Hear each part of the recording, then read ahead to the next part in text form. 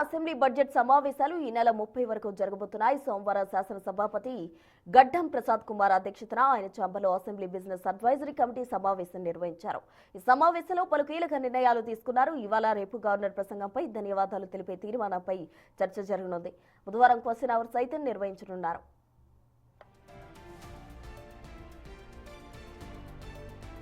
ఉదయం 10 గంటలకు శాసనసభ సమావేశాలు ప్రారంభమవుతాయి. ఇటు ఇదే సమయానికి శాసనమండలి సెషన్స్ కూడా మొదలవుతాయి.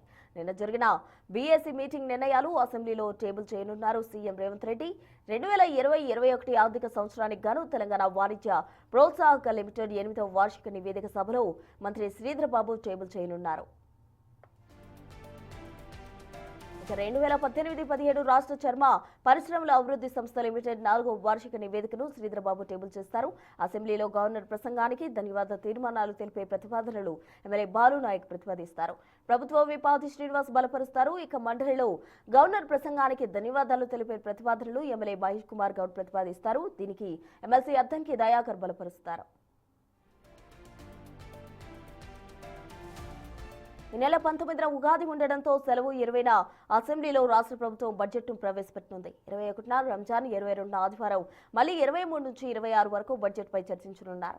27న శ్రీరామనవమి సెలవు, 28న వక్ఫ్ బోర్డు బిల్లు, అలాగే GHMC new act, cure rare pure act Musi ప్రక్షాళనపై స్పెషల్ డిస్కషన్ పెట్టబోతున్నట్టు సమాచారం.